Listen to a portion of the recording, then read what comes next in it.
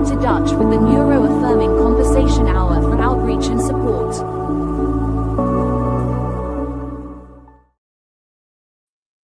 Hey, good morning.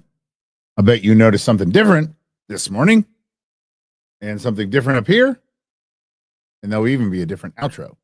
I've been busy because this is the beginning of season 2 of the Neuro-Affirming Conversation Hour for outreach and support.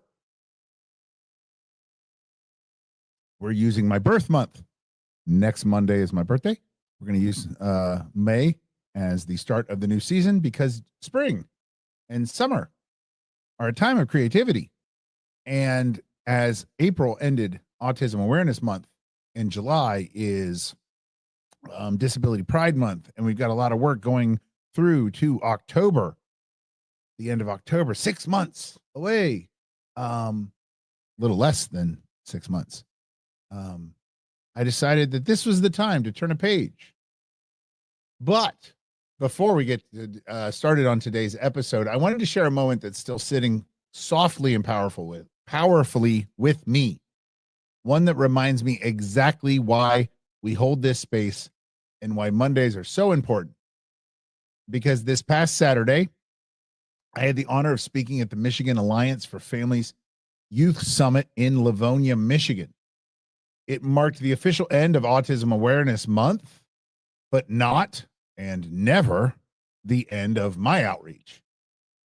Because for me and for us here at NACHOS, this work isn't confined to a calendar. It's about something bigger and more lasting. It's about creating spaces where communication becomes possible across generations, identities, and ways of being. Where conversations shift from fixing to understanding, and from curing to connecting. What stood out to me most at the summit was not just the amazing amount of young people who had gathered or the energy in the room, though both were extraordinary. It was what happened quietly, almost in the background, in the small moments, and in the small ways that these important, impactful things often do.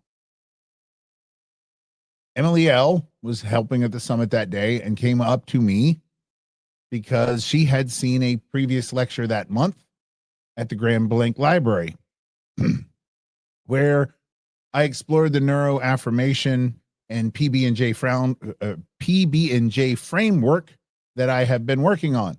The patience, behavior is communication, and just being present PB&J behavior to deal with the double empathy problem. The fact that neurodivergent people often, and autistic people in particular, spend a lot of time trying to figure out how to communicate with you, holistic folks, but it is not reciprocal. She shared something deeply moving with me.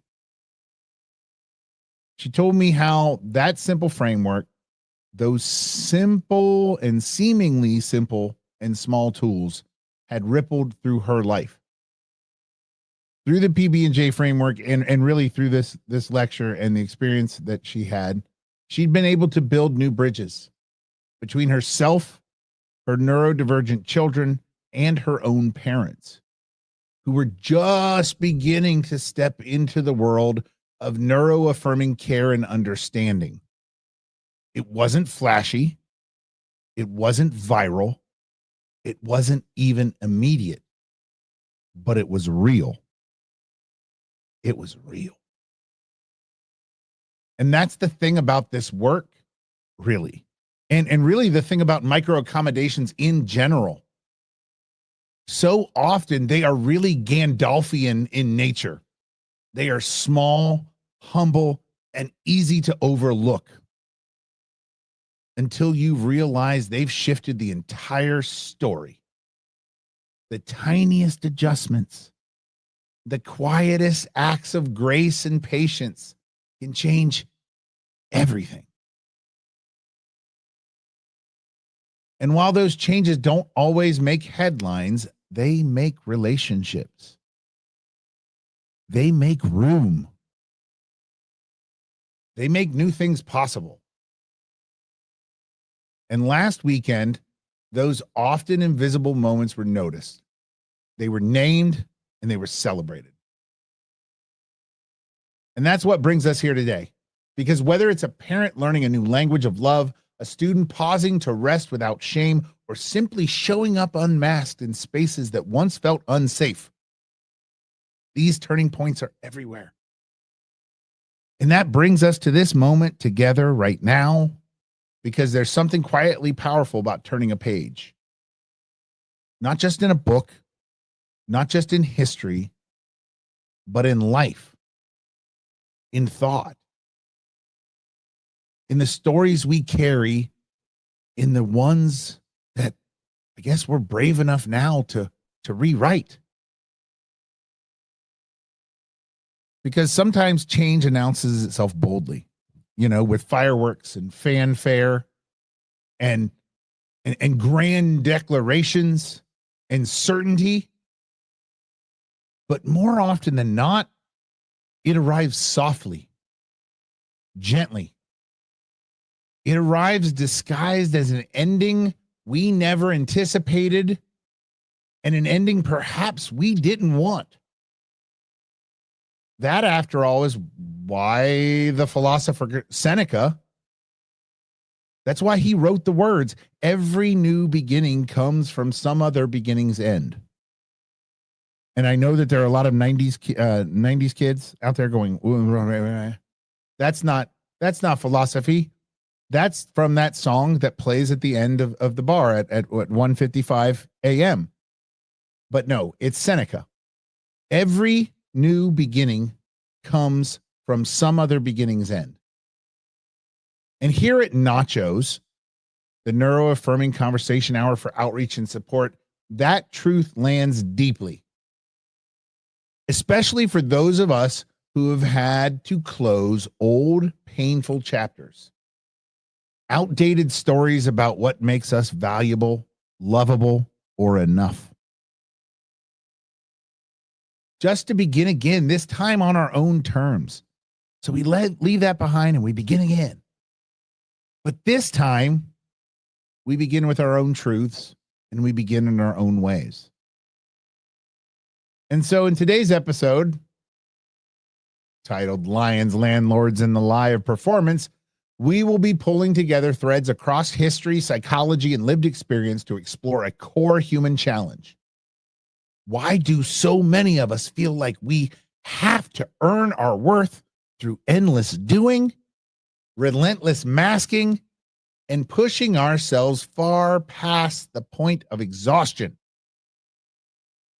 Together, we'll journey through ancient inequalities, the blood-soaked drama of the Roman arena, and the quiet, often misunderstood space of the modern-day brain fog, lovingly reframed here as the brain fart. And all along the way, we'll pause to ask the questions that strike at the heart of our shared human experience. Who are we really performing for? And who benefits when we forget to rest and take care of ourselves? Who benefits? Who are we performing for? These are the questions that guide today. So if you've ever felt trapped in a role you've never auditioned for, or if you've ever found yourself carrying expectations that don't reflect your wiring or your truth, please know this. This episode is for you. You're exactly where you need to be. Here. Right here, you don't need to slay any lions. You don't need to meet impossible quotas. You don't need to wear masks to belong. You only need to show up as you are. Because whatever you're stepping into, we're honored to walk along beside you.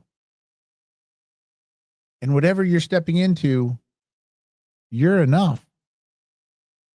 Even if you're not prepared, you're enough. And speaking of new beginnings and heartfelt transitions, we want to take a really quick moment to acknowledge another thing that's happening here right now, this week, today, because it does mark a milestone. This is the last day that our winter semester students will be forced to join us on YouTube and on our Across Our Nachos platforms as part of their class journey. So whether they've been tuning in from the back of someone else's class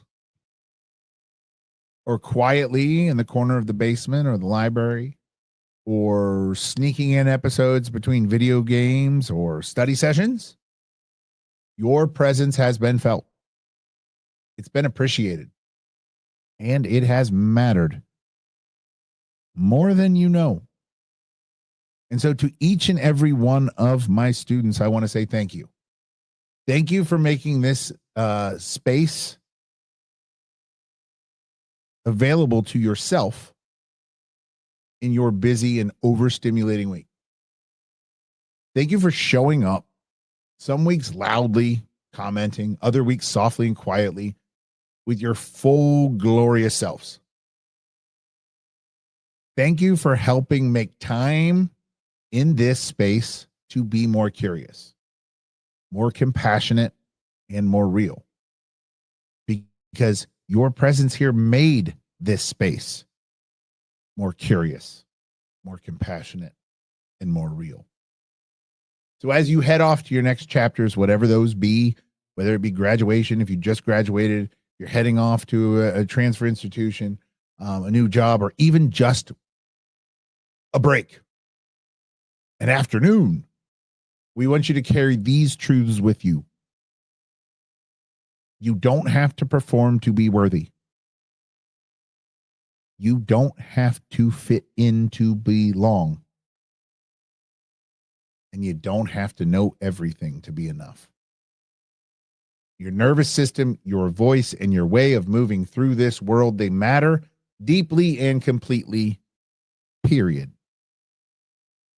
And I'm rooting for you. I will always be rooting for you. And no matter where life takes you, Nachos will be here. I will be here week after week, episode after episode, class after class, offering a place of rest, reflection, and reassurance. A reminder that no matter how far you travel or how much you grow, you'll never be alone in the work of living. And so when we talk about rest, let's look at some of the stories here. Let's take this moment to turn inward, closer to home, closer, in fact, inside of our own minds. Because if you're like many of us, there's a good chance that at some point during this episode, or perhaps during finals week, or perhaps some other time, you found yourself suddenly blank. No thoughts, no inner monologue, just a vast, gentle, mental still. Does that sound familiar? If it does, you're not alone. And more importantly, you are not broken. What you're experiencing is something that researchers are now calling mind blanking. Those quiet, sometimes disorienting moments where there is no internal monologue, no distractions, no pressing thoughts, just pure, unadulterated stillness. And according to a review published in the Trends in Cognitive Science, these seemingly empty moments aren't signs of failure or flaws. They're actually healthy, normal, and deeply necessary parts about how our brains regulate themselves. Now, far from being glitches, mind blanks are like your brain's own way of hitting the reset button. In fact, studies using brain scans have shown that during mind blanking, regions associated with memory and language, including the hippocampus and the inferior frontal gyrus, go quiet. Pupils shrink, heart rate slow. And fascinatingly, parts of the brain even slip into a phenomenon known as local sleep, where small neural circuits rest while the rest of you stays awake. Essentially, your brain takes a power nap in real time. So think about it. If your mind pulls a BRB in the middle of a Zoom call or while you're doing something monotonous, it's not failure. It's actually a failsafe. It's kind of like biological wisdom.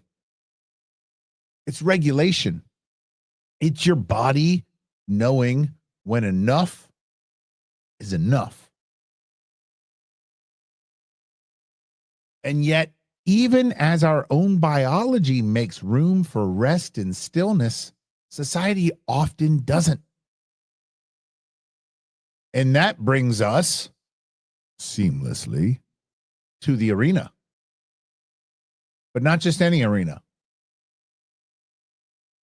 Ancient Rome, the gladiatorial games, what the men think about. See, while your brain might occasionally embrace stillness with a mind blank, human societies across history have rarely been so gentle. In fact, long before Roman Empire's dramatic spectacles, wealth inequality had already begun shaping civilization. A new study from Washington State University, archaeologist Tim Kohler published in the Proceedings of the National Academy of Sciences, shows that economic disparities began forming about 10,000 years ago, long before kings and emperors. By studying house sizes at over 1,100 archaeological sites, researchers found that inequality slowly grew after agriculture began. With population came competition for land, and soon wealth and power began consolidating. Larger settlements became centers of political and economic dominance, while small farmers and laborers bore the brunt of scarcity. Through some innovations like iron smelting, temporarily reduced inequalities by broadening access to resources, many technologies and social hierarchies only widened the gap. And this history matters because it tells us something deeply relevant. Inequality is not a new invention. Nor is it the idea that some people deserve ease while others are expected to struggle. So while your brain may go blank from time to time, gracefully resting this pressure to always perform, society has spent a millennia stacking structures that demand exactly the opposite. Structures that say rest is a privilege and performance is the price of belonging. And this brings us unavoidably to the lions. Not metaphorical ones, though we'll get there too, but literal lions. Because in York, England, archaeologists recently uncovered the skeleton of a Roman gladiator who'd quite literally lost a fight to a lion in the arena. The evidence? A lion's bite on his bones. His story, preserved in tragedy, reminds us for that centuries, societies have staged spectacles where people, some people, often the most vulnerable of people, were forced to fight, suffer, and die for the entertainment and validation of others. That man didn't choose the stage. He didn't audition for that part. He wasn't seeking particularly fame or purpose or recognition. He became part of a system. One that didn't ask if he wanted to participate. One that didn't care about his hopes or boundaries. One that reduced his life to labor and spectacle, his pain to profit, and his humanity to a fleeting moment of entertainment. And those centuries have passed, and we no longer fill coliseums with gladiators and cheering crowds. In many ways, the world still asks the most vulnerable among us, especially those of us who are neurodivergent, to step onto stages we never agreed to. And we still have to perform for survival. Sometimes that performance looks like masking through meetings, wearing a face that feels foreign because the world punishes authenticity.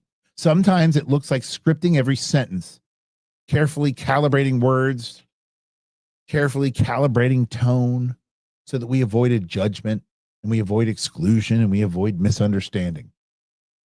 Sometimes it's the quiet endurance of burnout, where the only choices seem to be push through or fall behind. And sometimes it's the crushing pressure to meet impossible standards just to secure the dignity others seem to be granted automatically. And for many of us, especially those of us navigating neurodivergence, disability, and systemic oppression, these performances don't feel temporary or optional. They feel like daily survival. They feel like waking up tired, already behind, already bracing for the next demand. Like carrying silent fears that one slip, one shutdown, one missed social cue will cost you a job, a relationship, or a safe space in your community. Like constantly balancing on the edge of meltdown or burnout while the world around you says, "You're doing great. Keep pushing." It's not just exhausting, it's dehumanizing. Because when society forces us to perform simply to be treated as worthy, it's not empowerment. It's coercion. And unlike the gladiators of Rome, there's often no arena bell that signals that the fight is over. The modern performance is relentless. The lions never sleep. The lions never sleep. They show up in the form of relentless deadlines, relentless headlines, unspoken social rules, rules that leave you guessing, disability systems designed for denial, systems that are not designed for support, and a gnawing voice that whispers, "If you stop performing, will they still love you? Will they still see you? Will you still belong?" Do you hear that voice? If you stop performing, will they still love you? Will they still see you? Will you still belong? Those struggles are not ancient relics. They're here, now, quietly and insidiously shaping every minute of our days. And sometimes, we have to be honest, they feel insurmountable. Like no matter how hard we try to advocate, to rest, to unmask, the world still expects us to suit up, step out, fight another lion.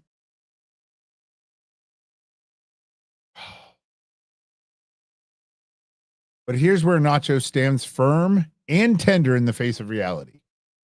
You shouldn't have to fight. You shouldn't have to earn your right to exist gently, honestly, and safely in the world. You are not wrong, broken, or weak for feeling like it's all too much sometimes. You're human, for God's sakes. You're caring too much because systems were built to give you too little. You are allowed, more than allowed, to put down the sword, walk off the stage, and simply be. Because the lie of performance says you are the only lovable when you entertain or you produce or you mask. But that is the lie of performance. Because the truth, or at least the Nachos truth, says you're worthy because you exist. Not after you prove yourself. Not after you get it right. Right now, in this breath, as you are,